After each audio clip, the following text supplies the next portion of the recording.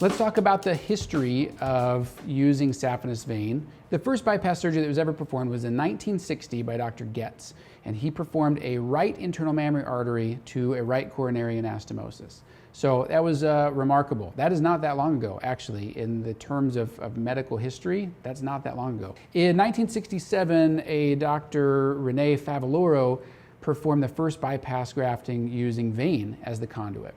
So that led to a whole new set of options for people, because instead of having just one mammary artery on one side and one on the other, now we have a whole length of saphenous vein that we can take.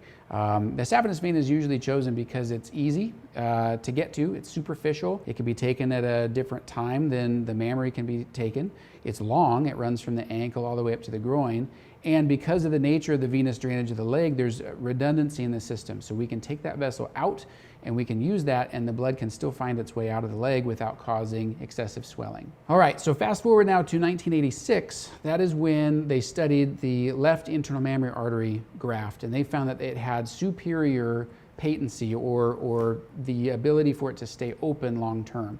And that became the gold standard for bypass grafting. So that is the most common graft that you'll see is a lima to the LAD or a lima to the diagonal.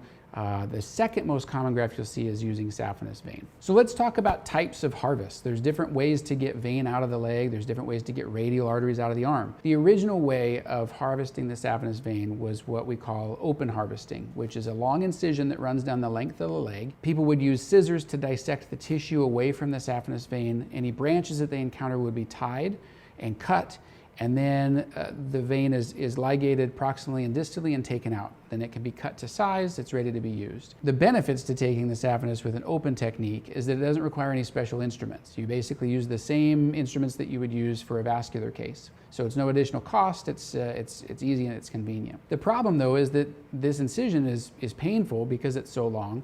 It took a long time to close, and it's susceptible to wound infection, which was one of the biggest problems with taking saphenous vein. Because of the problems with the open harvest and the length of the incision, people started using bridging, which is a series of shorter incisions that we basically connect underneath the skin bridges with scissors as we're dissecting the tissue out. So we can still circumferentially dissect the vein, and we can tie the branches, and we can get the vein out without a long incision. Instead, it's 3, 4, 5, 6 smaller incisions. So this was better for pain, it was better for wound management, but it still was painful, and they still had wound problems. So it was better, but just not great. The other benefit to bridging, again, is that it didn't use any special equipment. The only thing we added from an open harvest was maybe a retractor, so we could pull up the skin bridge, dissect underneath, and things like that. So it didn't require special tools. In 1995, a doctor named Dr. Al Chin, who was a physician, and then he went to school to be an engineer because he enjoyed the entrepreneurial side of medical devices. He actually invented an angioplasty balloon to help with coronary artery disease. Researching this, as he was watching this in the cath lab, oftentimes patients would go off to surgery, and he would accompany them to surgery. He had watched a lot of laparoscopic surgery using a scope and a camera to do surgeries in the belly, and he thought, well, why couldn't we do the same thing to take the vein out instead of this bridging technique or the open technique? Basically made this prototype, and he tried it on a pig, of all things, and found that it actually kind of worked. So he made the first prototype for endoscopic vessel harvesting. Now the benefits to this, one incision. It's basically just one incision above or below the knee. So very small incision to close, very small incision to cause pain, and a very small incision to create a wound infection. So he realized that he needed CO2 much like they use in the abdomen. So he integrated that into his design. That helps keep the tunnel open. So now he had a whole new way of doing things. So that was 1995, not even 10 years later.